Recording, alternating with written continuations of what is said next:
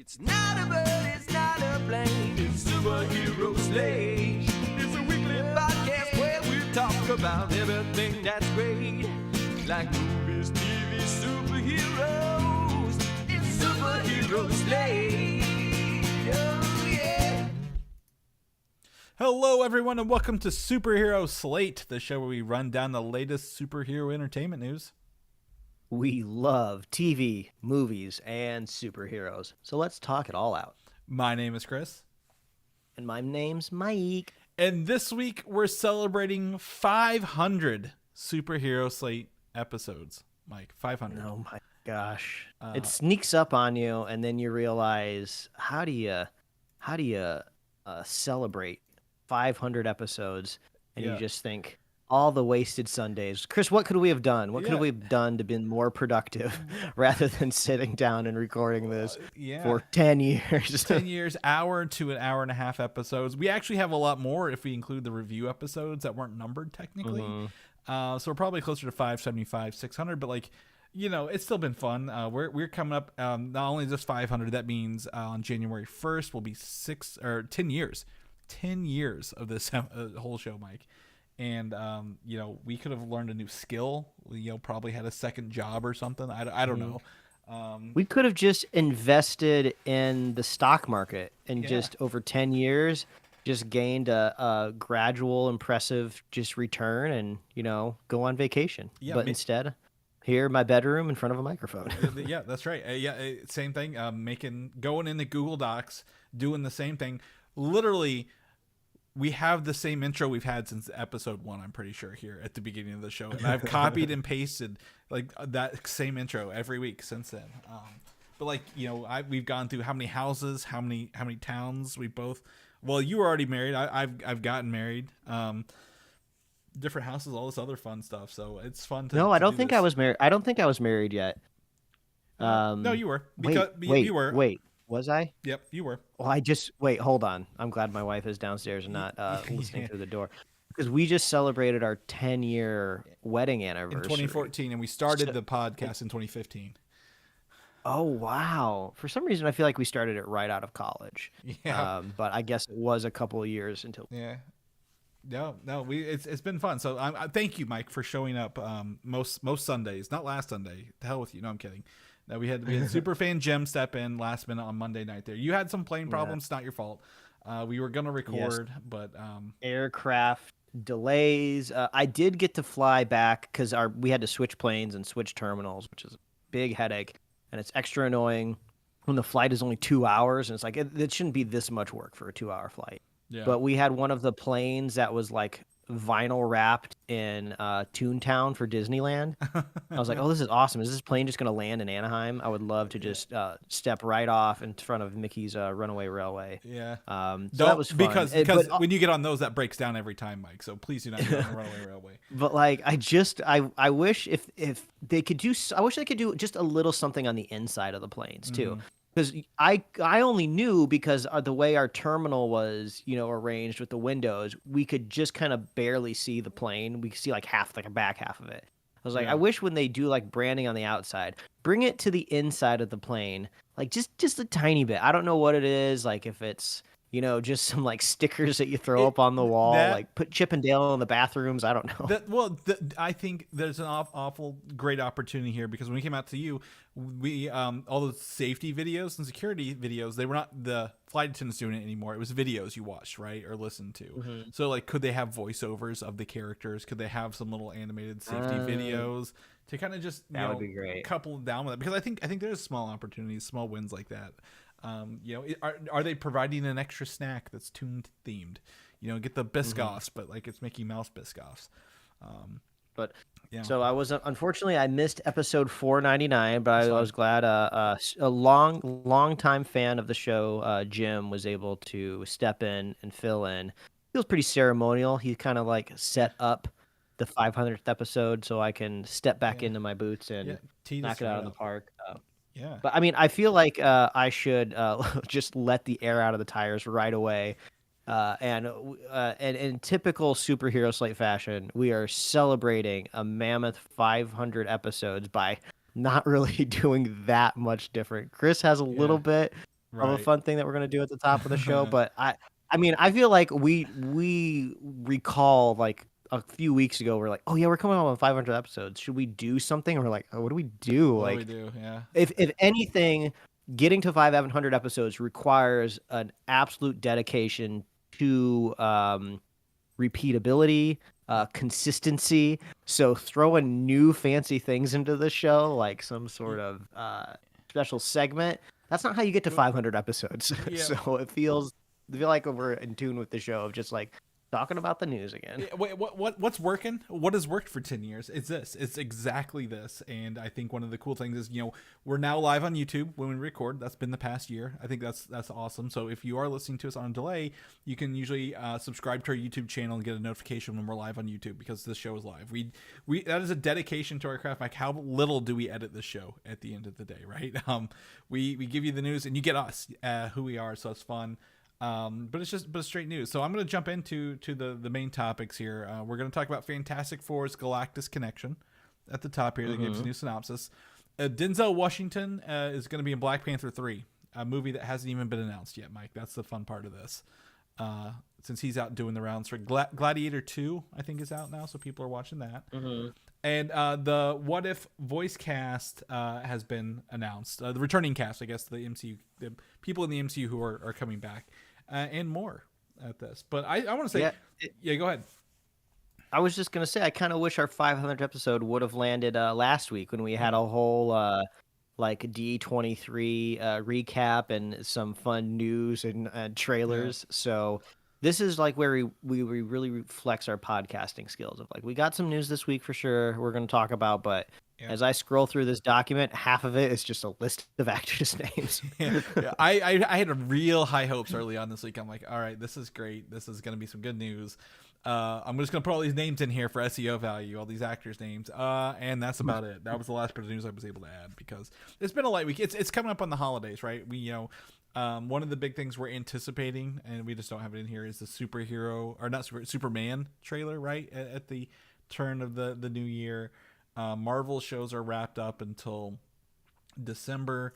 The only movie on the horizon I have, Mike, that it's not a good thing, is Kraven the Hunter. That would be relevant to the show. I keep forgetting about that. I saw like a headline that was like, "Oh, Kraven the Hunter it expects to make like." It was something crazy, like $200 million. I was like, no, that's not happening. I don't know. With what marketing?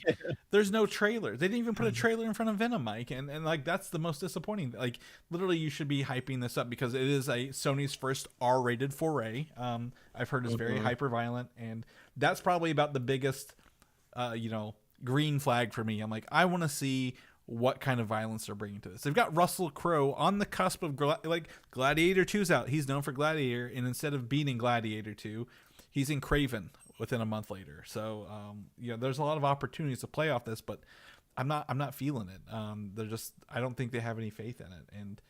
And fine. We could be surprised without getting into specifics of what has been going on in the world. I don't want to say there's been a lot of underdog stories, but there's been a lot of shocking revelations in the last couple of weeks of things that we thought were going to happen and didn't happen. Like the Venom movie making a lot of money. Venom making a lot of money, yeah. Yes, that's exactly what I'm talking about. Yeah. Explicitly only Venom. So who knows? Maybe Kraven comes out. Maybe Kraven pulls off a Penguin. I am shocked that Penguin has been going on for weeks and weeks now. I only keep hearing more and more things about it, how amazing it is. I now see people on social media like rediscovering the Robert Pattinson Batman movie. They either never watched it when it came out a couple years ago, or maybe they're still trying to survive a little bit of a pandemic, so they never got around to it. But people are like, oh yeah, the movie's really good. The Penguin's great. Everything's awesome. I was not expecting that from the Penguin. So maybe, I don't know, maybe Kraven turns the whole ship around. I don't know. I'm just glad I don't have the Polymarket app on my phone. What ship? There's no ship. The raft on sticks is barely surviving the storm. Yeah. I'm just glad I'm not a betting man, because I would have lost so many bets in the last month. Right. Well, speaking of bets, on Friday night we both I subscribed to Netflix for the first time in over a decade, the ad-free tier, to watch this Jake Paul versus Mike Tyson fight. We had some people over. We put it on, and I tell you what. they must be running those Netflix servers through a potato, because you had so much lag that 30 minutes later it finally reached my end of the nation of people trying to watch this fight. I have to say that might have been user error, but I think it's fine to blame Netflix because I don't use their live streaming feature all that much, and when I do, I think the last time I streamed something live, it was when John Mulaney was doing his like late night limited edition like sketch or like comedy show, which that ain't breaking any servers. It was popular, not breaking any servers. So it never paused. I never had to like go back out and go back in to try to like rebuffer it. But apparently if you like crash out or you pause or something, it stays on that spot. And then when you go back into it, it just picks up from where you left off. You have to actually like go into the UI and press up. And there's like a button that says like watch live. Yeah. But it's really confusing because there's like a watermark on the feed in the corner that says live. Yeah. So I'm just like, this particular lead up fight ended 15 minutes ago because I see the result on Instagram, but then I look on Netflix, like it's still going on. Like, oh, they're in like round 8. So it was confusing for me. It started off fine, and then it just got worse as more people tuned in, right? Like, obviously, the more stress you put on the server, it's technology, it'll fail. But, knowing that Netflix is leaning into live television, they are the home of WWF Raw, I think, next year. They're going to be doing some Christmas Day sports ball game live events. And, I don't know if the numbers will be like this fight thing was, because I don't care about fights. It was just more fun to watch it and see what was going on. They couldn't handle it. But then we get to the fight, and it was the most boring thing I've ever seen, Mike. Like, I honestly think I would have rather watched the buffering screen more than the fight going on for some of this. This is where I think we have to disclose that me and Chris are the furthest removed from just professional sports in general. Absolutely. But I think we both just like fanfare, though. I think we like to just be within the zeitgeist, and we want to be a part of the conversation, even though if we don't know what we're talking about. This was the first ever like night of boxing I'd ever witnessed myself. I've seen like maybe clips of fights or maybe longer bouts, pop up on, who knows? I don't even know if they're allowed to put stuff up on YouTube anymore, because I know like sporting events are so locked down that they don't even like share it widely. And historically, boxing matches have always been like pay-per-view. And like I've never been within a group of friends or at a bar that like does like pay-per-view. Did not go out of my way to watch any other fights other than this. Maybe WWF when I was like 12 years old.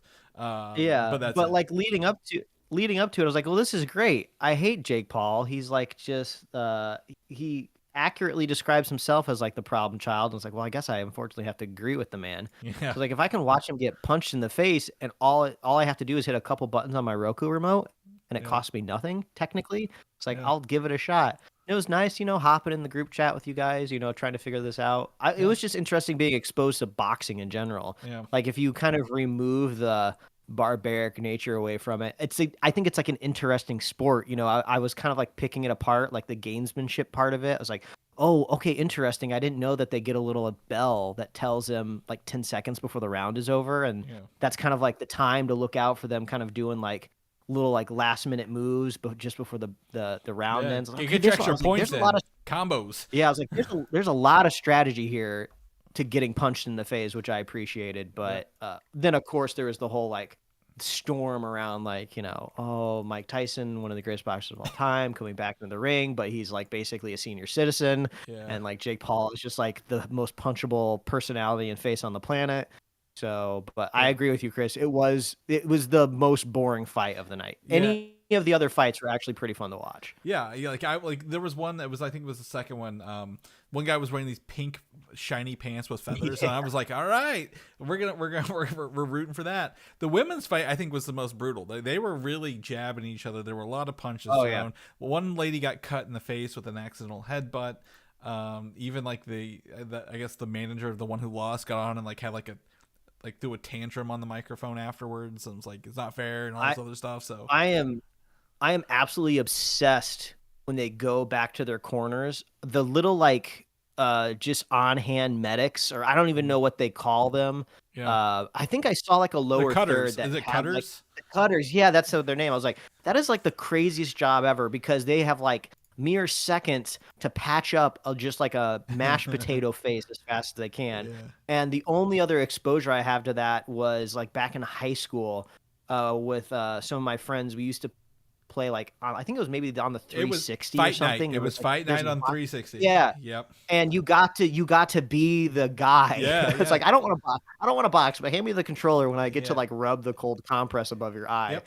Yeah. So I find that fascinating of just like, okay, we gotta fix this human as fast as possible so they can get back in there and get punched. Well, they're there and they had those cotton swabs up their nose. I'm like, are they giving them quick COVID tests? Like, what's it kind of look like in the middle of this? That one girl, like, they kept like, like Vaseline on her eye to keep it from bleeding because loses visibility and all this other stuff. But it was, really, the longer the fights got, the more like I don't recognize this person when they came in from the ring, and now they're all swollen to hell. It was fun to watch that. It was kind of crazy to see the sponsorships of the night too, and I guess this is where they get their money's worth because I'm about to talk about them. Yep. But like the MetaQuest was like the sponsor on Top one rope. of the on the ropes, and then Celsius, I drink that. I think you drink as well, Chris. Maybe not Occasionally, often. Yeah, but they were the sponsor like of the middle of the ring, and then when one of the Experian. boxers won, they oh yeah, that was the other one. They were drinking a Celsius as they were getting their hand raised. I was like, oh, this is funny. I feel like the last time I experienced boxing, like the sponsors were a totally different category of companies. Nike and So, Coke and Pepsi. But I think from a technological and media point of view, it's interesting to see that, like, I mean, it worked, Chris. Yeah. You were not a subscriber and you subscribed. Now, it might only last a month, but now at least they have a chance to try to get you to stick around. Like, they're going to throw some new stuff at you over the next 4 weeks to see if anything keeps you to stick around past that 1 month subscription. I know you're not the typical user. Yeah, you have right. your own ways to acquire entertainment, but Right. there are plenty of other people out in the world that got us. Exactly. This was a great promotional thing. It's all marketing expense for this, right? Like, people are tuning in. They're talking about it. Even if it's crashing, Netflix is trending on Twitter, right? Like, literally Netflix is everywhere. It's in every news article across anything. It was in the comic book news. It was on the financial news. It's on, the gadget news that I subscribe to. It's everywhere. And that's what they want. Was your stream stable by the time it came to the main event? It was stable, but it was blurry. Like the quality would come in and out. It would be like 200p and then 1080p and 200p and 1080p. Yeah, I think mine was kind of similar, and I'm just curious, like that. And they had the most eyeballs, I'm sure, once that main event happened. Yep. So I was surprised that it never buffered for me during any of the rounds. So I'm like, what happened? Like, what are they doing on the back end?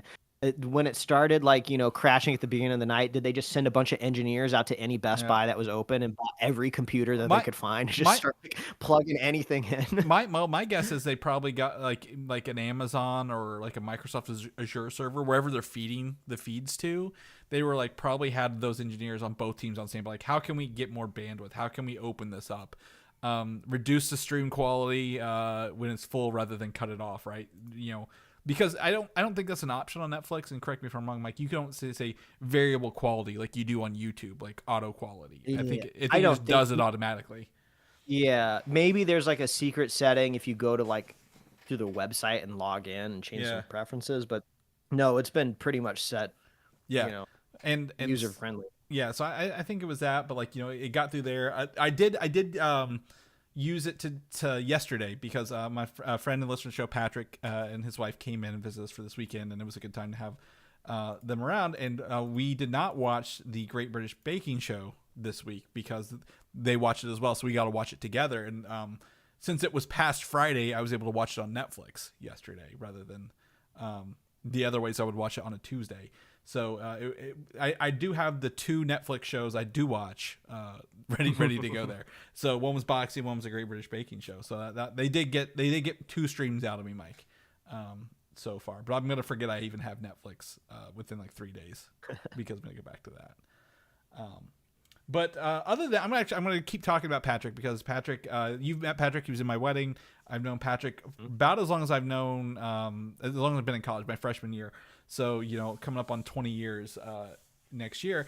And one of the things, Patrick, people who listen to the show may have caught him on some bonus episodes when we did Gen Con, our board game coverage bonus episodes earlier this year. And I love playing board games with Patrick, and he's he's the expert. He knows all the different kinds of things and rules, and I love playing with him. And several years ago, about 4 or 5 years ago, Mike, I got into a game called Marvel United. It was Kickstarter by a company called Simon, and they, it's got a very unique art style. And that's why I always remember Mike talking about the art style of the characters, because you're like, I don't care about the game. I want to look at these characters. How are they taking Marvel characters and transforming them into this one unique art style? And the original game came out, I think it finally got shipped in 2021. Because we just moved in this house, and then the next year they did an X-Men expansion, Mike, with a bunch of X-Men characters, right? Because there's so many X-Men characters they could do with that. And then this year they did last year, but then shipped this year, and I have it as the multiverse expansion, where they started like going down like characters who don't fit Avengers or X-Men. Like, there's a World War Hulk box, which is cool for me because I finally got the Sentry to play as, or an Inhumans box, which is full of Inhumans characters, or they did a Galactus set. Finally, so you have Galactus as a big piece in the middle, and you fight like his little 4 heralds that aren't the Silver Surfer, and that was really cool. So we got that in, and the cool thing about this is there's hundreds of characters. Mike, you've seen it, right? Like, you probably looked it up and saw how many different characters there are now in this heroes and villains. And if you are unaware and never played the game like me, but have Googled it and had a friend that have talked to you about it for a while. The characters are like cool little figurines. They're not just like printed on like a little cardboard token. They're like cool little 3D prints, or at least they're probably not 3D prints anymore. I think when they were kickstarting them back in the day, when they're you were telling definitely me about like it for... molds or like resin print. Yeah. Kind of thing, yeah. And then when I was doing some research, I think there's like people on Etsy that you can send them to, and they'll paint them. I have a friend of Patrick of mine, Adam. He's painted every one of his. He is a model painter of like Warhammer proportions. So for that. But yeah. Sorry, I didn't mean to cut you off. You were going to keep going on talking about the models there. No, they're just really cool figures. I love excuses to have just little pieces of figurines, because my brain doesn't allow me to have things that aren't functional in some way. So like if somebody wants to gift me like some fun pop culture art or something, like weirdly enough, it has to be like on something that I could theoretically use, like a mug, even though I don't drink coffee, but at least the mug is kind of like supplying the art. I can kind of set it somewhere. So this is even better because it exists within a board game and you can play with them. Yes. So hundreds of pieces, probably 1,000 pieces, and make 100 villains, and all these game boards, and every villain has their own way to play, and every hero has their own deck of cards. So there's all these pieces, plastic and cards. And there's no real campaign to this game. Like you pick the characters you want to play as, you pick the villain you want to play as, and that's kind of how you do it. Well, with that many characters, it can get overwhelming. Honestly, you have paralyzed by choice, right? Like, who do I want to play as? Who's cool when you have them all? So someone on Board Game Geek, which is a website that keeps tabs of all this board game stuff, has created what's called a multiversal campaign. And they essentially said, okay, here are all the characters, heroes, here are the villains, here's a rule book. You get to start as either the Avengers or the X-Men, and you follow the paths and you defeat the villains, and then you can unlock resources to buy more characters along the way. And it gives you something to do with all these pieces of plastic and cards you have, right? Rather than just sit and look at them like, I don't know which ones, this is too many. And so Patrick and I have been doing this, but we live almost 4 hours apart. So we have been using a program called Tabletop Simulator. Are you familiar with that program on Steam, Mike? No, but I feel like I can pretty much guess where you're going here, where it's kind of like when you're doing like a remote kind of like chess game, it's just something keeping track of the pieces for you. Exactly. So someone has created a mod for this, which brings in all the pieces and cards, and the setup is scripted. So you choose your villain, you choose your locations, and it sets up the board for you, and then you still move your characters around with the mouse. So you pick your characters and cards, and you get to do all that stuff. So yeah, it's essentially an empty table, and people can create some scripts to automate some of the stuff. It's not the full game. It doesn't play for you.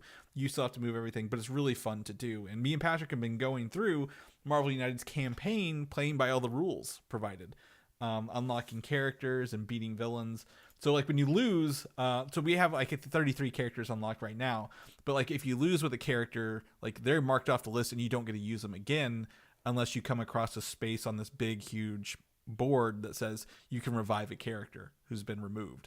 So like you got to play strategic, right? And unlock characters you want to play as, and like who works together. Like we unlock Star-Lord and Gamora. Well, Gamora doesn't work with anyone who doesn't give her tokens. Star-Lord gives tokens, so you want to use them together. If I use Gamora with, say, Adam Warlock, who doesn't give any tokens, he's just fighting for himself, she's actually kind of useless. So you got to plan ahead who you're going to use, as we've been playing this 2-player. So it's been really fun. I just think, Marvel United is out in stores, normal stores. You can buy the base sets. They have a Spider-Geddon set, which is like more of a Miles Morales, the X-Men set, the Multiverse set. They're releasing a Scarlet Witch and Agatha set coming out here in the next month or two, that uses Scarlet Witch as the villain rather than a hero, and Agatha as a hero and villain. So it's been really, really fun to play that. And to celebrate 500 episodes, I actually have a inbox Marvel United starter kit and the Spider-Man with Green Goblin expansion, Mike, that I'm going to give away to someone who interacts with the show over the next week or so. And for people who are interested, I'm actually going to time code this. I'm going to time code the giveaway so people know the rules here. If you just go and comment or share our posts on Facebook, subscribe to our YouTube channel, like our YouTube channel, interact with those posts. I think those are the best way. Or email us, superheroslate@gmail.com. Email us something you like about the show or want to see on the show, something if we can try the best we can to implement it. I just want you guys to interact with us. You interact with us, I will mail you the winner this Marvel United starter set and the Spider-Man Green Goblin expansion. And that's what I'm going to do to celebrate 500 episodes. Yes, I believe this is the, by definition, engagement bait. Yes. We are baiting you to engage with the show, and Chris will reward you with the possibility of getting this awesome game. Yes, the starter kit is fantastic. They actually, I'm selling it short. They just did DC United. The Kickstarter ended about a month or two ago of it, and so literally the core of the United gameplay is you play a card that has symbols on it: punch, move, or a star, which is like save a civilian or move a threat. And then the next card, you got to use the symbols on the card before you and your symbols. So it's very teamwork based, right? Like you're not versus each other. You're defeating the villain, and you got to use the symbols beforehand. So you got to be very strategic, talk about it as you move. Well, with DC United coming out, it's the same core set. So if you actually got the DC core set down the road, you could have your own little fun multiversal, but like DC and Marvel heroes playing together in the same sets because the core values are still the same, right? How you play, the symbols, the board setup, it's really cool, and I think that's gonna be fun when DC United, I guess, starts hitting shores. I didn't back it. I like my Marvel stuff. My wife would kill me if I took another shelf of Marvel, a United game and did something with it. So, gotta play that safe. But I think it's a really cool game, and I want to give it to somebody because I have this extra set that's never been opened. I would love to give it to somebody and let them kind of have a good time with it. Anything else, Mike? Before we jump into the news, because I think this is a hell of a start to the news week here. Actually, yes. Any other way to wax poetically about 500 episodes is what you're truly asking me. Yeah, and I think I may be out of wax. Okay. Maybe I'll find some throughout the episode. Well, as this movie would say, Mike, LFG. Let's fucking go. Deadpool Wolverine now streaming on Disney Plus. Ironically, though, in the Disney Plus trailer, they don't say it. They say the TV edited version of the line, I think, which is just like "Let's go." Yeah, they edited it down. Which is funny because I like to imagine, because Hugh Jackman, he's like down in that balled up, like I'm ready to lunge position, and they're like, "Okay, Hugh, we need you to say let's fucking go. Let's get about 8 line reads, and then let's get the Disney Plus promo of just let's go." And I want to be there on a fly on the wall and just watch him do that a couple. They probably did that a few times. Well, there's also another that we talked a couple weeks ago about Deadpool with Blind Down. There's a promo of him sitting on the couch with the Wolverine popcorn bucket, and Blind Down reaches into the popcorn bucket, which is Wolverine's mouth, and it's very implied to be very raunchy. And he's like, Deadpool and Wolverine now streaming on Disney Plus. So. That's great news. There's I've seen a lot of some deleted scenes, like where Deadpool's making fun of Thor's I think hair extensions. I think at one point as well. So it's been fun. I'm a ham-head. This movie's out. I have it, like I said, on disc and the code to stream with movies anywhere, Mike. But this is a highlight of a Marvel year right here. We've had some really good shows, really good movies. Yeah. Right. So even though this movie hit the $1 billion club. A lot of people have seen it. Not everyone has seen it yet, because last weekend when we were visiting family, we were in their kitchen and I was looking at their like just family calendar on the refrigerator, and they had in like bold Sharpie on the Tuesday that this was available, Deadpool Wolverine on Disney Plus. So I asked them about it. I was like, I see you guys are so excited. You wrote it down on the calendar, and they have like a 3.5-year-old and like an 8-month-old. So like them going to the movies is like not a thing that they get to do. So like this is what they were waiting for. They were waiting for the Disney Plus release, and they're like, oh yeah, we're getting ready. We're gonna watch it when the kids like are in daycare. This like they're so excited for it, and even before I could even talk about the movie, which I would absolutely never spoil it for anybody. They were like, no, don't spoil it. They have somehow been able to go this long. So I was like, good for you guys. I hope, I don't know if they've watched it just yet, but I was like, I'm happy for them. Just to write it down manually on a calendar, on a real calendar on a refrigerator is just, I love that so much. That's dedication, right? We are. I like to think, we are not the normal. We are the exception to the rules of people who actually experience the content that we talk about every week for 10 years. So like, it's fun to hear like how people who aren't, in this every day, who, have things going on, how do they, what do they look forward to? What do they get excited for? Are the things on Disney Plus technically bigger and better, for them, because they haven't seen it yet, or they're getting the most out of that subscription, and we're like watching it the opening Thursday of in theaters. So that's cool to hear that. But it's on streaming on Disney Plus. That's great. Just turn it on. I 100% think in a week and a half this will 100% be on in my family's house during Thanksgiving. They like to watch like John Wick movies or the latest action movies that's been on streaming in the past like 6 months. So I'm gonna guess it's Deadpool and Wolverine this year when I'm at my family's for Thanksgiving. Moving on. Mike, you know this. I have a lot of classic classic Marvel movies on a faux live streaming channel in my house. Right. The other day, I caught the original Fantastic Four movie, like a good 45 minutes of it, because it was on while I was testing some stuff, and I was like, I'll just watch this. But I always forget to watch that those came out and how long ago since I've watched it. But the new Fantastic Four movie coming out next year has my jimmies rustled in a good way, Mike. I'm so hyped for this movie. And we've talked about it. You didn't. I sent you. We didn't talk about it because you weren't legit, but I sent you the leaked trailer from D23 Brazil, and they have the Fantastic Four has their own music, their own song. We get to see Galactus and the spacesuits and the ships, and it's just so awesome. But post D23, Marvel has come out and they've given us an official synopsis for Fantastic Four 2025. It's called First Steps. And it reveals, the Silver Surfer actor. So I'm just going to read through this real quick. Do the speed read. Set against the vibrant backdrop of a 1960s inspired retro-futuristic world, Marvel Studios' The Fantastic Four First Steps introduces Marvel's first family: Reed Richards, Mr. Fantastic, Sue Storm, Invisible Woman, Johnny Storm, Human Torch, and Ben Grimm, the Thing, as they face their most daunting challenge yet. Forced to balance their roles as heroes with the strength of their family bond, they must defend Earth from a ravenous space god called Galactus and his enigmatic Herald, Silver Surfer. And if Galactus' plan to devour the entire planet and everyone on it weren't bad enough, it suddenly gets very personal. So, number one, obviously, we've talked about this before. This can probably be, they're already going to have their powers. We might get some small flashbacks from whenever they went to space and got them. So I don't think we're going to get an intro. We had this bad rumor from LinkedIn the other day that was like, oh, they're going to change the name to First Contact.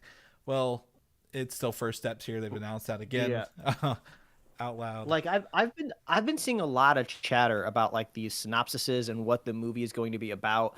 And I don't know if this is a rumor or if like some actor was on like a red carpet somewhere and was saying things. I don't know where this came from, but I saw it in multiple areas. So maybe you can vet it for me. Maybe you heard it as well.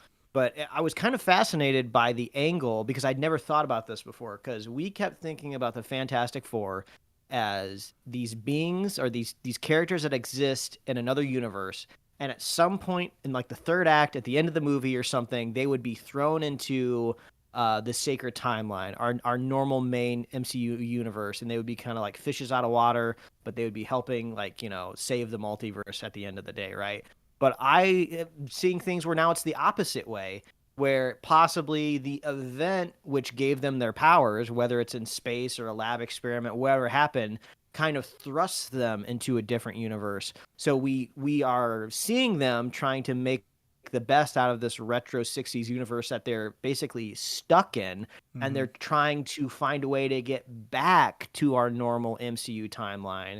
And then to add a little bit more seasoning to this rumor, it's that Galactus is like, I guess, dying or is waning in power, and his motivation is to get into the sacred timeline or something. I don't know if he's going to eat it or what's going on there. So I don't know. I don't know if this is just all conjecture, if it's a rumor, if there's any merit to it. So, but it did yeah. sound very interesting, only because I've never thought about it the other way around. Yeah. I thought these were 1960s characters that were going to be thrown into our world, but it's like, no, they're trapped in the 1960s and they're trying to get back. So, And I was like, if that's the case, I think that's really clever. yeah, no, I've not heard this at all. And I scour the darkest corners of the internet for probably Wow, more I mean, I've rumors and seen it a spoilers few different. I've seen it a few Yeah. different places. So Yeah, no, I don't know. Maybe you've just been algorithms have decided we see different things Well, this week. I mean, I've shown you how many bad Thunderbolts rumors I've seen, right? Like I've shared those with you pretty frequently. So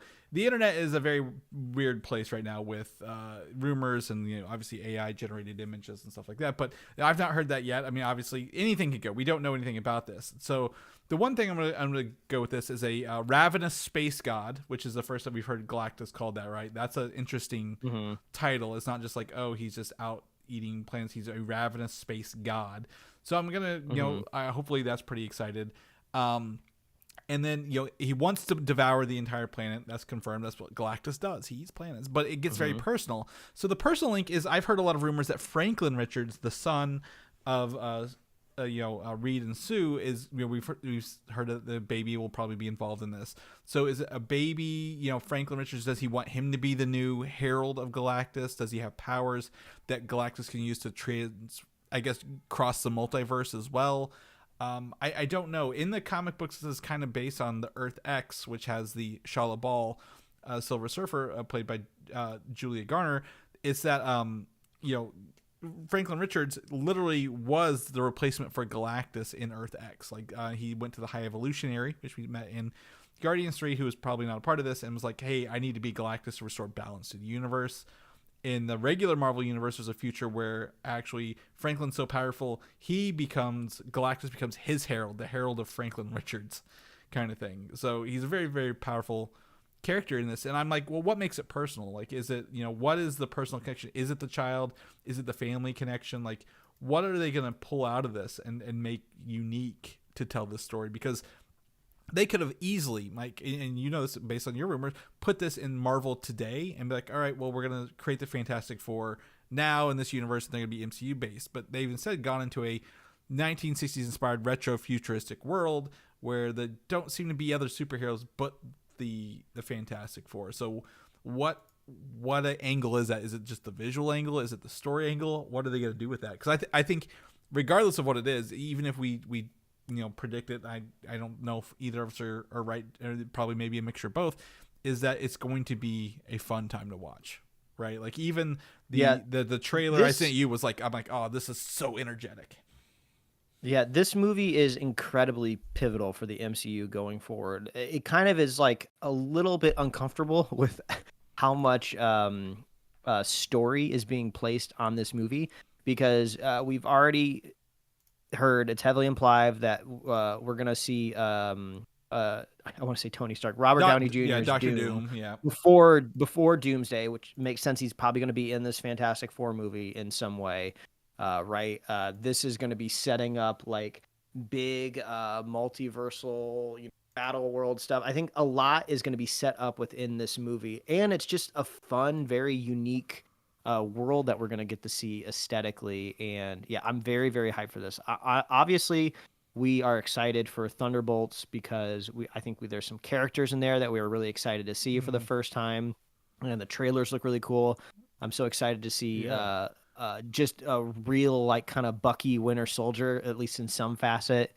There was like an extended clip, right? Yeah, we talked about the D23. special last week, and I shared it with you because like Yeah, they're that just looks so fun. rad. Yeah, like the character Yeah. like the dynamics of that team as well are going to be awesome to see on screen. Yeah, but I feel like people that are still stayed around and been invested within the MCU are waiting for some multiversal payoff, where as of right now it's just been nothing but setup. So I feel like maybe we're going to start to get a little bit of payoff in this Fantastic Four movie. But yeah, next year, so excited for this movie. Yeah, it comes out within the same month as Superman, so obviously we're gonna have a really, really interesting month of reboots of movies we've seen before, right? That have not really delivered, or characters we've seen before that have not delivered. So I'm excited for that. But if you guys have any ideas on what that personal connection is with Galactus and the Richards family / Fantastic Four, do use that as your interaction for your entry for the Marvel United giveaway. Before we get into this, I'm gonna take a drink, Mike. I've got a celebration drink with me today. It's a Betty Booze. Are you familiar with Betty Booze brand drinks? Absolutely not. I have no idea what you're talking about. It's Ryan Reynolds' wife, Blake Lively's company of mixed drinks. This is a sparkling bourbon with peach honey mint drink down here. So celebrating 500 with a pairing of drinks. Not like the Whopper pairing that's going on right now. Well, but that's not for this show. That's for a special show. But Avengers Doomsday, I'm excited for Avengers Doomsday, Mike. Right? We haven't had an Avengers movie in forever. We're overdue for one. We have one coming up, and the rumor coming forward is a pretty strong rumor out of D23 or after D23 is that Wanda, we talked about, will be part of this with Doom. She'll be paired with Doctor Doom, but not in a romantic way, unlike some of the comic books that kind of were after House of M, where she lost her memory and was romantically involved with Doom. So she'll be paired with Doctor Doom, trying to undo the mistakes she made using the Darkhold. So bringing Scarlet Witch back to right her wrongs and kind of do a character redemption arc sounds like what the fans want. Mike, what do you think? Yeah, I mean, this is kind of like the drama that existed within the TVA. Whatever season of Loki or Deadpool movie that you're watching, where everyone wants to save the world, but they just disagree on how, which I feel like is kind of like a classic villain arc that usually is a pretty good motivation for a movie. So, if we think all timelines and universes should be able to coexist, if we think there should only be one sacred timeline, it's just kind of up for debate. So I could see like that's how like Doctor Doom kind of courts Wanda, of just like, hey, I'm out here trying to do the same thing you are. I'm trying to fix this mess that everyone's done, that you've been involved with. You help me out. Use your magic to keep them out of my way so I can get it done. That was kind of like a classic thing that was even in like its Civil War. It was just like we all want to save the day, but how are we going to do it? So. Right, and she has like, again, reality manipulation. So if he's looking to warp reality in some way, right, using her magic or using her innate abilities, whatever it is, to maybe in the comic books, there was Secret Wars and Doctor Doom used Doctor Strange as his sheriff of the world he saved. I'm not gonna call it Battle World because Battle World makes it sound like they're fighting the whole time. It's not. It's just a bunch of patchwork pieces of universes. But like, what if instead of they flipped the script, instead of using Doctor Strange, who's a magic user, sheriff of his planet, it's Wanda is the sheriff using her magic to create the reality and hold realities together in hopes that she gets to be with her kids again and have that family that she liked. Yeah, she obviously has that power that's been demonstrated, so that wouldn't be a stretch for the audience to believe she can do that. Yeah, absolutely, and it lines up with kind of WandaVision was her trying to bring back Vision, who was dead, and creating her family. So I think there's some opportunity in there to do that, but we'll see as we get closer to Doomsday. And the other part of a bit of news / rumor, and I don't think this is much rumor, but I assume Avengers Doomsday would be more set up for legacy characters to show up in Secret Wars, but they say that legacy characters will appear in both Avengers films, and such as Nicolas Cage's Ghost Rider, or possibly, and we'll talk about that later, like maybe they get Ben Affleck as Daredevil. I don't know, like characters that have not been in Marvel for a very long time is kind of what that's leaning into. And the more I kind of thought about it, I'm like, obviously the big stamp of approval Wesley Snipes got returning, right, kind of as his character Blade. Will they bring back Howard the Duck or Dolph Lundgren's Punisher from the late 80s, early 90s? Yeah, that'd be fun. I did see Howard the Duck is free on YouTube if you want to watch the entire movie. They just have it through YouTube Whoa. Movies. So if you want to watch that thing, if you're interested enough, you can check that out. But I'm excited. I think there's a bunch of opportunities for if Marvel is going to do a soft reboot, go out with a bang here. Yeah, bring back everybody multiversal, get it done, get it out of the way, and we don't have to deal with it anymore, right, going forward. We're only going to focus on what we have and what X-Men stories we want to tell kind of in the future. Moving on to Doctor Strange here. Doctor Strange has been gone apparently 2 years since the end of Multiverse of Madness when we catch up with him in Avengers Doomsday. And he did not tell Wong, and he has left the Sanctum unguarded. So I'm excited to see how that dynamic plays out, right? Like, have we seen, other than, what was it, the Hulk disappeared at the end of Avengers, and we caught up with him in Thor Ragnarok. Who else, what other characters have just disappeared for a prolonged period of time, Mike, in Marvel? I guess technically, just before Infinity War, there was a lot of characters out in the wind. You know, Captain America and his team, his rogue team, were just out there in the shadows, so they'd been gone. It's like a storytelling mechanic that I weirdly like. I like the return of like these big heroic characters. You know, that shot when Cap grabs that spear when in the shadows flies by. It's just so cool. Even though like technically, like as an audience, he hasn't really been gone except for just the gap and release of movies. Yeah, it's just cool to know, like, oh yeah, they haven't seen him in a while. He's got a long hair and beard, and the obvious traits of the character has been gone for a long time.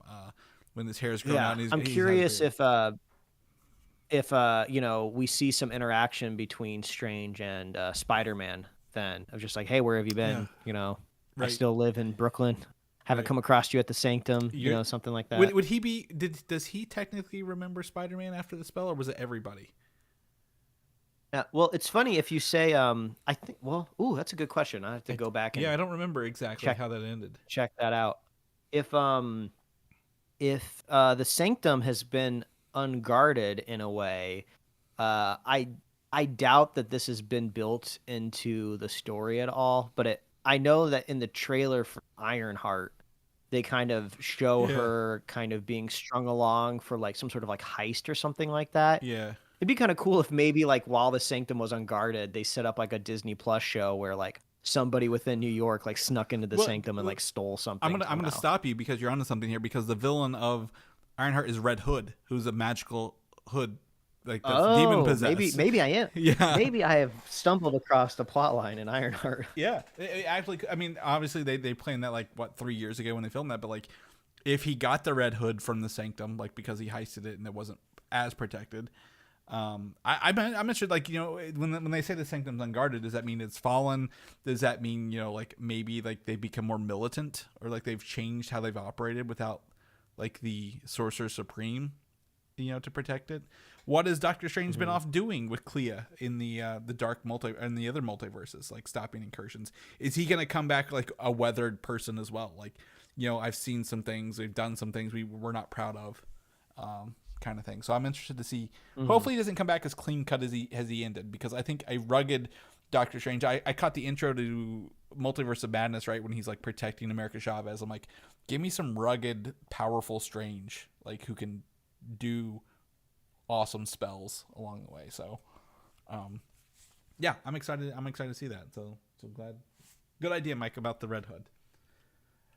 Moving on into Loki. Apparently this rumor is that the TVA is not as powerful as we've been led to believe in the MCU, and but don't count it out completely, because it will be a central location in the upcoming Avengers movies. And I think we talked about several months ago that the Loki and his Yggdrasil tree are probably like MacGuffins for like at least the first movie, right? Doom wants to control the timeline, control the multiverses, and then he might be after the time tree at the end of the day. Yeah, it's the best MacGuffin that Marvel's probably ever made, because they used 2 seasons of a TV show and a great emotional arc from villain to hero to Mm-hmm. sacrifice to set it up. So I mean, it's probably more successful than the Infinity Stones have ever been from a MacGuffin point of view. Yeah. The Infinity Stones were a fun treasure hunt for sure that spanned a couple movies, but yeah, this I hope I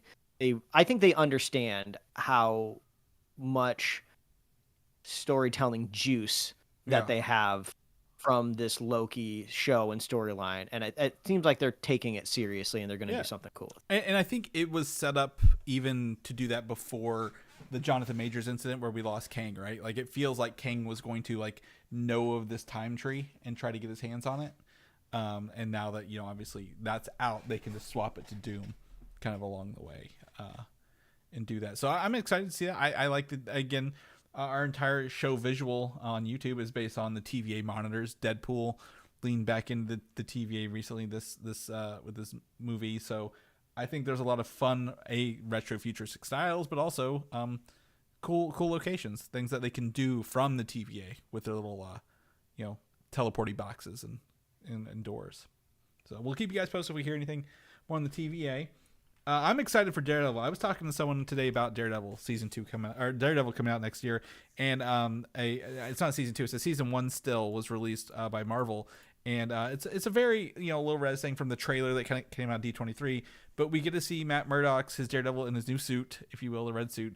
But I love those finer details about this, Mike. The background, right? He's on a rooftop. He is in New York. You see the New York skyline, the city skyline behind it. That is some really cool atmosphere for Daredevil. We've seen him in hallways. Yeah. We've seen him in alleys. This is where I want to see Daredevil. Yeah, he seems a little bit more alive, and even though the Netflix shows were incredibly well produced and designed, you still have budget restraints, and that's probably why he ends up in a lot of hallways as opposed to literally swinging from roof to roof, which is kind of how you see him interpreted in the comic books most of the time with his awesome sticks, if you will. Yeah. So yeah, I love the idea of like this. Also, probably people that live in Manhattan are like, that's not how it looks. Like, I don't care how it looks. I want the comic book version of Manhattan up on the roofs. So yeah, the image is a little low res, but it has a lot to promise out there. Yeah, exactly. And it feels like he's in a city with life, right? Rather than I guess everything's underground and hidden. Like, yeah, we can be on the rooftops. We're doing vigilante shit on the rooftops, kind of thing. Because obviously the Punisher is coming in this. We have Wilson Fisk is probably coming in as mayor. Muse, I don't even know how Muse is going to tie into this as a villain.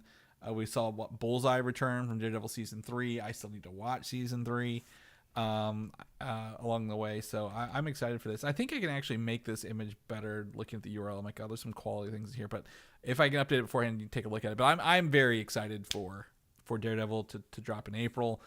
We've got a very jam-packed year for Marvel / Disney as well in 2025, catching up from all the post writer strike stuff last year, right? All the productions that were paused are now coming out, so we're gonna get to see some really good stuff come out of that. Moving on to What If. Mike teased this earlier in the episode with the huge list of names for What If season 3. And that's perfectly fine. Because I did look in this, Mike. What If is confirmed to be doing 8 daily drops for the show starting December 22nd. So they're going to do what they did last holiday season and drop them daily along the way. I've not heard any word of a Christmas specific episode. But this will give us some little bite-sized 30-minute things to do a day over the holidays. I know you're traveling, so you might not get to catch them live, but they're a quick binge, right, when it's all wrapped up. And this is the final season, so I think it's going to pay off, too. Yeah, I'm curious if maybe the show creators knew that this was going to be the final season before they started, pitching episodes. Because I'd love it to all coalesce at the end. Because I've stated before, the What If is not as interesting to me if it doesn't kind of all come together in the end for some sort of event. And what happened in season 2 at the end? I don't even remember. What was the unifying glue? Well, the Doctor Strange came back and he was trying to get into the other room that had extra portals with everything connected to it. Oh, remember? Yeah.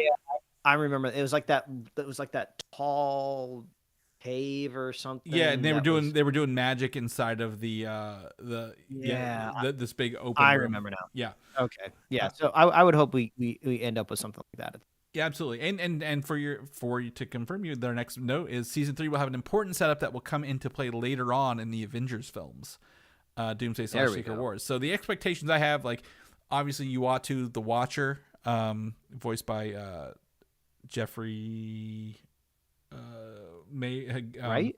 Yeah, Jeffrey Wright. Is it right? Yeah, it is. Yeah, you're right with Wright. Captain Carter, obviously Haley Atwell returning, voicing Peggy Carter well beyond 2011's Captain America. Great for her. And then Kahori, the Native American character, who has a whole episode or is returning in season 3 here. Huge success, right? A lot of people loved her. Got her because they're on comic books now, so she may be getting a real life version possibly down the road. I also wouldn't be surprised if they lean into how the Spider-Verse did it. Remember how they had live action in the animation and vice versa? Mm-hmm. So I'm like, maybe they could bring some animated characters in. I wouldn't want to see a prolonged experience, but like a couple cameos with animated characters in Battle World or like Secret Wars would be interesting to see. That, yes, visually things can be different in the MCU as well. But the voice cast announced here, confirming returning characters and new appearances. I'm not going to go through this list, Mike, but we obviously have some fun bits. Mark Ruffalo as the Hulk, Catherine Hahn as Agatha Harkness, Seth Green as Howard the Duck, as we saw in the trailer from last week, right? Samuel L. Jackson as Nick Fury. Thank God, he's still recovering in my mind from Secret Invasion, and needs to do that. Michael Rooker as Yondu. Dominic Cooper is Howard Stark. We haven't seen him in that role in a very long time. What was it? Agents of S.H.I.E.L.D. or the Captain Carter TV show? Walton Goggins as Sonny Birch from Ant-Man and the Wasp. What a deep cut character that they need to bring back. And so on and so forth. But the thing I'm going to draw out here is, Mike, I'm highlighting this so you can see it, is Ross Marquand, who was the voice of Red Skull actually in not Infinity War, Endgame. I guess Infinity War and Endgame, who also voiced Infinity Ultron, who has voiced Professor X in this, Apocalypse, and Doctor Doom in this upcoming season, Mike. 3 characters I never thought we would get in an MCU show outside of like their yeah, and also shows. Like right above it, it looks like we're gonna have Storm as well. So we talked about that last week. Did you see the trailer with her where she has yeah, Mjolnir? Yeah, it's just so strange that like we're like, they're kind of soft launching X-Men in a way, but not making a big deal out of it. But at some point, they're going to have to make a big deal out of it. But I guess if you're in this what-if playground where multiverses exist, mutants can kind of be out there. And it's animated, so pulling the X-Men 97 over is probably a little easier. Because he was in, like, and I said this, the Genosha episode of X-Men, right? Remember, he was in the Stars before they did all the massacring of the mutants. So he does have some of that. So it's fun to see. Obviously, the X-Men, Professor X, Doctor Doom. I wonder how they're going to pull. This would be the first MCU Doctor Doom as well. So how are they going to pull that in? Is it going to be a Tony Stark, lookalike? Is that why they announced him early, so they have him in this?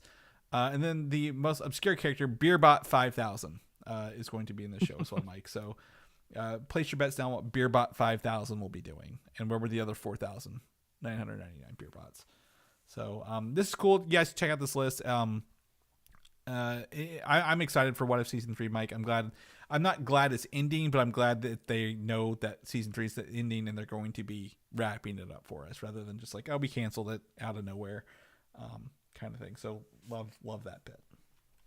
The one bit of news that who is not in What If Season 3, but will be in Marvel Zombies, is Elizabeth Olsen will return to voice the Scarlet Witch, Wanda Maximoff, in Marvel Zombies. She is not on the cast list for What If Season 3, though. So that's fun. I'm excited for Marvel Zombies. Did you catch any of that footage from the Disney trailer, D23 trailer? I caught a little bit of it. I'm curious if this will be our only outing for Marvel Zombies, just this one season. Because it kind of seems like they're kind of bringing in this, like, okay, this experiment was cool, but didn't quite pop off maybe as much as we wanted it to. Now, X-Men 97 over here is doing some streaming numbers, so now let's lean into this. But they have the animation studio propped up. It's going. It's a thing. So now maybe that's where the resources go. Let's get the Spider-Man 90s going thing. Maybe the Iron Man. Maybe that's how they bring kind of Iron Man back onto Disney Plus instead of trying to figure out how to get this legacy character existing within the MCU again. Just do an animated version of him. Well, I think Marvel Zombies, one thing, it's been too long since What If Season 1 to Marvel Zombies, right? Like, I get the excitement, but they're going to do this as 4 episodes. So there could be popularity. I don't want to say, it's not going to, gain traction and do numbers. It absolutely could when it comes out next year. But what I noticed was I was looking up images for the show, and I was like, okay, Marvel Zombies. The original Marvel Zombies, all the zombies had yellow eyes.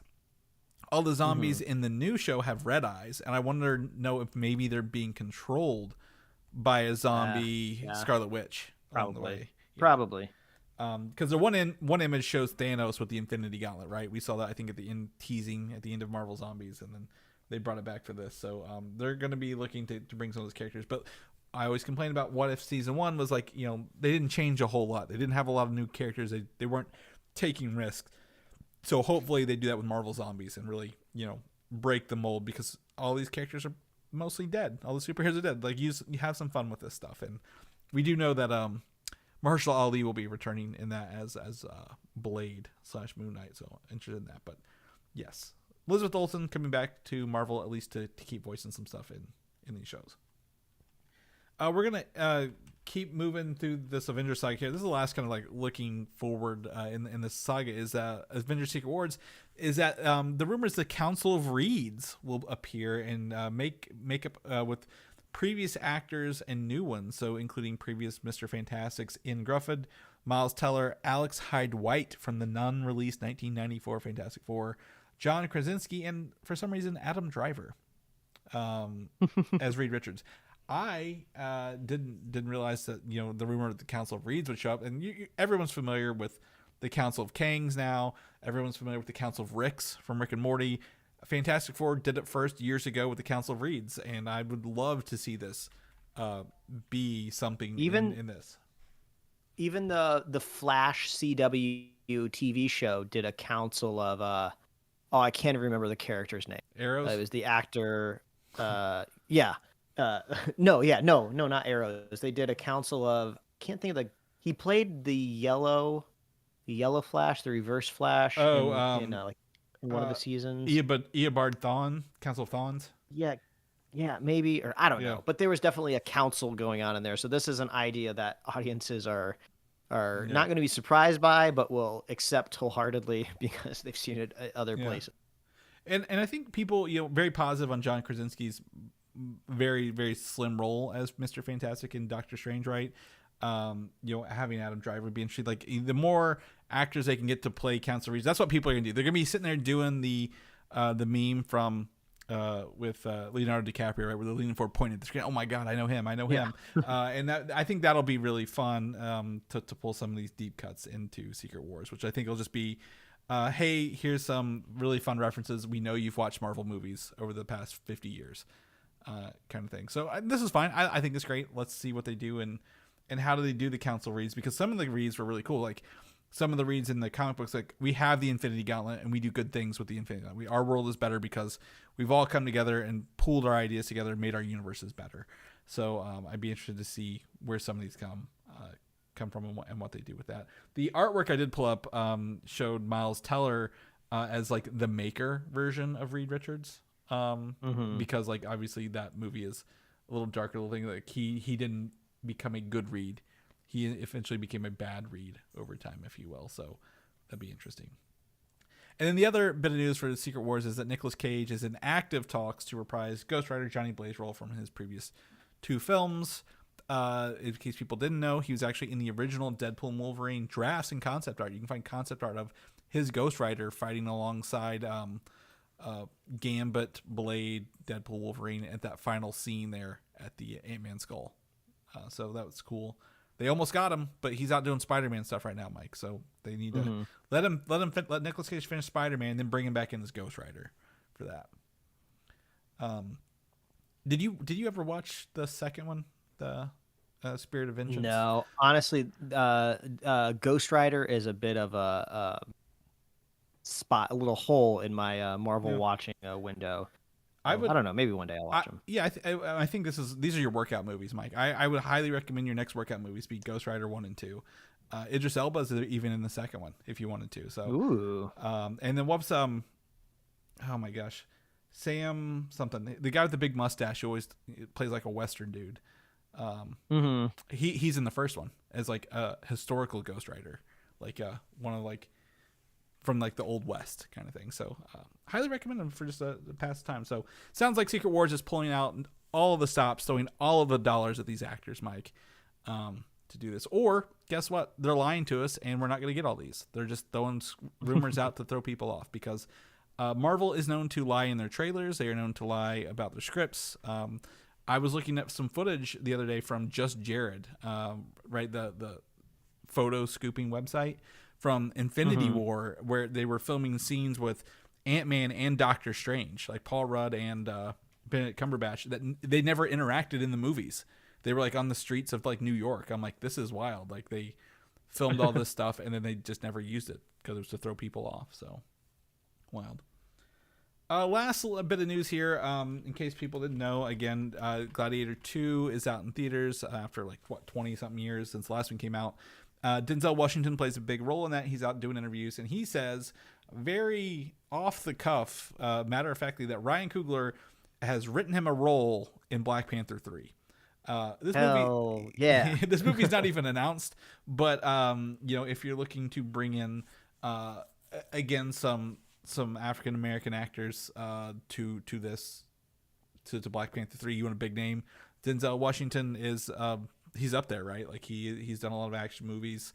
Denzel's he is kind of one of those legacy actors from a time when Hollywood was driven by celebrity, right? Like he is in the same echelon as like a Tom Cruise or like I guess like a Tom Hanks, any of the other Toms, right? Like he is like a name. Like you put him in a movie, it is going to make its money back, at the box office, no matter what. He is that kind of driver. So I love the idea of him being in Black Panther 3 because he's not going to be getting some little role. Like he's either going to be the villain or he's going to be like the hero or some like new like Marvel hero that we've never heard of before. Well, he could even be like, we have the queen, right? And we don't have a king. So like, is he like another? He's gonna have a drama scene somehow. He's been in a lot of dramatic movies. He's been in a lot of action movies, but like he's gonna bring intensity to it. So like, is he like some sort of Wakandan like royalty from like another tribe or something like that? Like what's he gonna play? He's like you said, he's not a cameo. He's not a blink and miss it in credits person. He is going to have some very dramatic scenes in this because he does so well with that stuff along the way. I was looking up and I was like, oh, I remember him playing. Obviously the Equalizer trilogy. What was it? Where he was like, it was Malcolm X, but like, what was the one where he was like, is it Training Day? I think he's in Training Day as well. Yeah, right? That's kind of his most prolific, film out there. Yeah, so he's got a lot of good stuff. I pulled it up to kind of look back there. Malcolm X was 92. Like it doesn't feel like it was 92, but like he's been around since the 80s. So that's awesome, right? So my guess is Black Panther 3 will come out. It will skip the multiversal saga and just come out and probably deal with the son of the Black Panther, right? Like who we met in Wakanda Forever, and maybe he will be the maybe he will play the titular Piccolo role to whatever the new Black Panther's Gohan will be. Yeah. So that's the relationship I'm looking for. Maybe he's one of those spirit like the spirits of the ancestors of Wakanda. Like maybe he's like a classic one who is talking to the younger kid of like, here's what you have to do. Because I don't think, obviously we lost Chadwick Boseman. I think the person who played his dad has also passed away as well. So there's a lot of opportunity, a lot of scenes, a lot of opportunities. So that's great to kind of know that Black Panther 3 is on the horizon, and they are working towards it to wrap up that trilogy. Mike, speaking of wrapping up things, this is the end of the show. That's the last bit of news we got. I mean, we are just doing another episode. 500 next week's 501, and then I think we're gonna look at our Christmas holiday schedule coming up. Take some time off for that, but this has been a good episode. Thank you for tuning in. 500 more, baby. I think we got another decade in us at least. It's crazy to think that like 10 years is so far off, but I'm sure that there's a target date over somewhere at one of these studios for 2034 for like, I think we're going to put Fantastic Four like 3 out in like 2034. I think that's when we're going to hit that date. It's like, it's nuts that they already have that probably planned. Oh yeah. I mean we talked about we had like a couple weeks ago we added the 2028 dates for Marvel movies but no titles yet, kind of thing. And then Avatar has like through 2031 at this rate. So we've got some movies coming down the road. But if people want to know what you're up to, what you're doing, where can they find you, sir? Yeah, they can read my webcomics at pickledcomics.com and liferewardsrisk.com. Chris, people want to catch up with you. Where are you? On Instagram, Valdan87, VALDAN, or Video Game Systems of the same name. I will give a shout out to friend of the show and listener, co-creator of Comic UI, Brian. He has been working on revitalizing the site after it's been down for some time. And he did bring up, showed me yesterday when we did the history of the Star Wars facts that we did in like 2015, that you and I like, I came up with the facts and you animated it. I was like, I don't even remember doing this in 2015. So he was able to share that over to me. And I think I might go back and share. We did remember the history of Marvel Studios before we did the podcast. We've done some really cool things over the last 10 years. And I think for our 10-year anniversary, I might pull some highlights from that. So that was really fun. But if people want to know more about the show, where we're coming, we are every week, including this week, where can they find all them goodies at? Yes, if you want to enter that contest for the Marvel, what is it? Marvel United. United. I was almost saying Unlimited. I was like, no, that's the video game. That's no. That's actually the comic books. Marvel Unlimited is the comic. Oh book. yeah. But you can find us at superheroslate.com. That's the URL that we've owned for over a decade now. So hopefully we got some domain authority for owning that domain for a decade. So superheroslate.com. We're on Apple Podcasts, YouTube, Spotify, wherever else you love listening to podcasts. I think Spotify Wrapped is coming up soon-ish. Oh. If we show up in your Spotify Wrapped as one of your most listened podcasts, take a screenshot, let us know. I love seeing that. We got merch at superheroslate.com/store. We love hearing from you. Another plug, reach out, let us know if you want to win that thing, and Chris will send you the game. It'll be great fun times. Get that sweet engagement bait. That's right. And as I've been saying for like 10 years now, we love our super fan. And if you want to be a super fan, so easy to do. All you have to do is share this show with a friend, share this show with a buddy, and you will be confident in knowing that we are consistently always here ready to entertain you and record every weekend. So, all right, I guess we'll just ceremoniously leave it at that. 500 episodes, Chris. 500. And like you said, here's to 500 more, and we'll see you guys next week. Yeah, boy. Bye.